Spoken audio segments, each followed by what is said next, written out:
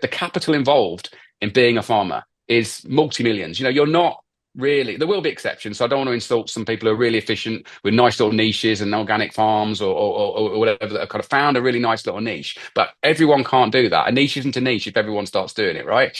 So, but generally speaking, if you're less than 3 million quid's worth of assets, you're probably not a viable farming business anymore. You really would. If you take that 0.5% return on investment and take which is a an industry kind of realistic average, that means a 10 million pound invested farm is only making 50,000 a year before tax. So pay your tax on that. That's what, 35, something like that. And that will often be being shared between more than one generation. So you really are, the amount invested huge. Now, that means there's just not the return to be able to pay that tax bill as well out of profits. So a more normal figure, I believe I read something the other day that in wider business, 9%, 9 to 10% is a more realistic return on capital invested. So that's hugely more than that 0.5%. So it means that that farmer inheriting, from that next generation, the only way they can pay that tax bill is to sell some of the farm. If you start selling some of the farm, you become even less able to be viable. As you shrink the business, you lose any economies of scale that you had, and it becomes unviable. And if you do this over enough generations, well, there's no farm left. Or you start to reach a logical conclusion, well, at these returns, I might as well just sell up anyway. Then who buys it? Because if farming's uninvestable, who then buys that land? Yeah, it becomes only really investable by people who can think really long term. So the big corporate institutional investors, the BlackRocks and other such type companies that have been talked about, they will buy with a 100-year view because they will see that, well, actually, as population increases, land becomes scarcer with, desertification in some areas or wars or the global geopolitical kind of pressures.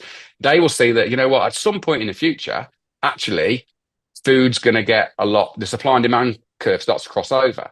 And if we have some kind of almost monopoly or semi-monopoly, not monopolistic kind of situation or cartel situation with other large corporate landowners, suddenly food can become like the next oil, where, it's not 0.5% return on investment anymore. It could suddenly become really, the most important commodity in the world, which it always has been when you think about it.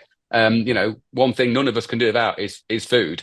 So it's quite a dangerous situation. And that's the longer term view. The shorter term view from those kind of corporates is there's a lot of other uses for land, particularly in the UK. The development potential for housing. If land around me suddenly gets permission for development for housing, it's worth millions of pounds an acre. So it's a bit like buying lottery tickets. If you can own enough acres of land, some of them will come up for development at some point and you'll see a big return there. Equally, alternative energy like solar, wind turbines, and even more the kind of this whole carbon offset thing, which is just a bizarre kind of whole concept really, where, if you plant some trees somewhere, your airplane's suddenly carbon neutral. It doesn't make a lot of sense to me. But, that there's higher value. There's better returns from land now for those kind of uses than growing food on it. Yeah. So that takes more and more land out of production. The food becomes more scarce. So if you can afford that long-term view, owning land is a really smart move right now. Yeah. And that's why, but farmers can't afford that long-term hold. They need to put food on the table tomorrow. And when, my father dies or a generation has passed, you've got, you're only running a cash flow. Profit's one thing, but cash flow, you only run out of it once, don't you?